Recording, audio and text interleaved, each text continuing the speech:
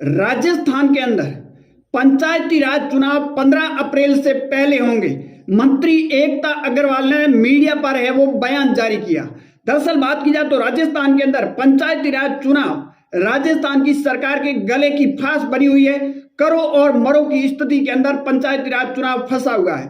परंतु बात की जाए तो पंचायती राज चुनाव को लेकर हाई कोर्ट की डेडलाइन है वो 15 अप्रैल तक है और उससे पहले ये मंत्री एकता अग्रवाल का बयान आना अब एक बार फिर सुर्खियां बटोरता हुआ नजर आ रहा। अगर देखा जाए तो 15 अप्रैल में अभी टाइम बहुत कम बचा है। क्या इस कम टाइम के अंदर राजस्थान के अंदर पंचायती राज चुनाव होना संभव है या फिर मंत्री ने ये आखिर बयान क्यों दिया?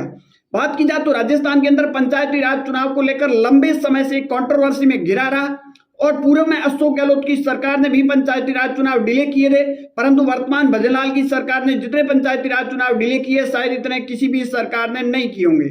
और उसके बाद में जब मामला हाईकोर्ट पहुंचा और हाईकोर्ट ने डेडलाइन दी, उसके बाद में सरकार वापस सुप्रीम कोर्ट पहुंची तो सुप्रीम कोर्ट ने भी है उस साफ इनकार कर दिया और सुप्रीम कोर्ट ने कहा कि हाईकोर्ट की है वो पालना की जाए और साथ में ये भी सुप्रीम कोर्ट ने कह दिया कि जो याचिका करता है अगर हाईकोर्ट की सरकार अवहेलना करती है तो वो याचिका करता दोबारा हाईकोर्ट है वो रुक कर सकता है। और उसके बाद में हाईकोर्ट के अंदर जो याचिका करता था संयम लोढ़ा सिरोही के पूर्व विधायक वो भी हाईकोर्ट के अंदर पहुंच चुके हैं।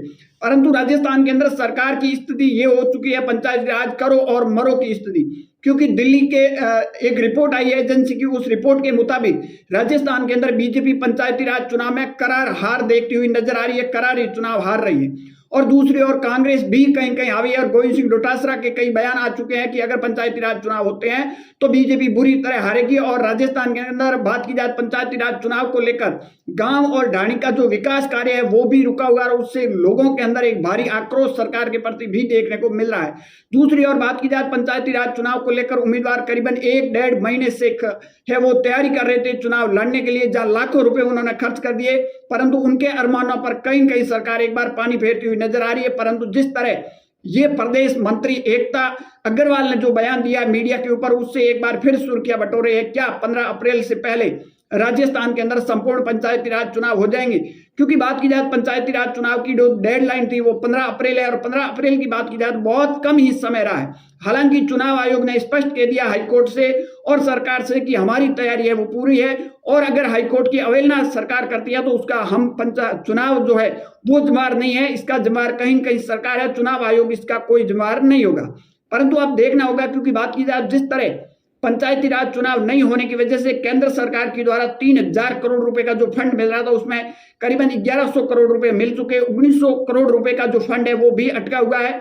और केंद्र सरकार ने साफ साफ इनकार कर दिया कि अगर पंचायती राज चुनाव आप नहीं करवा रहे हो, सरपंच नहीं चुन रहे हो तो आखिर ये पैसे कहां खर्च हो गए, और अगर जब तक आप चुनाव नहीं कराओगे तब तक ये पैसे जारी नहीं किए जाएंगे। दूसरी ओर बात की जाए दिल्ली की एजेंसी की जो रिपोर्ट आई है उसके मुताबिक भी बीजेपी की कहीं कहीं राजस्थान के अंदर पंचायती राज चुनाव में करारी हार देखी जा रही है और उसके 2-3 कारण बनाए जा रहे हैं। एक तो ग्राम पंचायतों का पुनर्गठन किया और लोगों को काफी दूर ग्राम पंचायतों के अंदर जोड़ दिया। दूसरी ओर नरेगा जैसा मामले को कांग्रेस ने हाईलाइट किया और एक लंबे समय तक पंचायती राज चुनाव नहीं होना, डिले करना, वो कहीं न कहीं लोगों के अंदर एक भारी नाराजगी भी देखने को मिल रही है और ये नाराजगी भजनलाल के लिए कहीं न कहीं मुसीबत बन सकती है। क्योंकि बात की जाए तो राजस्थान के अंदर पहले ही भजनलाल ने 11 लोकसभा सीट का है वो देश के प्रधानमंत्री नरेंद्र मोदी जी को गिफ्ट दे चुके हैं और उसके बाद में अंतः उपचुनाव के अंदर भी कहीं कहीं आपने देखा होगा 2008 के बाद में पहली बार हुआ है कि सरकार के विपक्ष के अंदर उपचुनाव के परिणाम आए। और अगर पंचायती राज चुनाव में बीजेपी करारी हार होती है तो यहाँ कहीं की राजस्थान की राजनीति के अंदर एक बार बीजेपी के अंदर खलबली में। अब राजस्थान के अंदर जो ये मंत्री है एकता अग्रवाल ने जो बयान दिया, इस बयान को लेकर अब एक बार फिर नई बहस है वो छिड़ी हुई नजर आ रही है।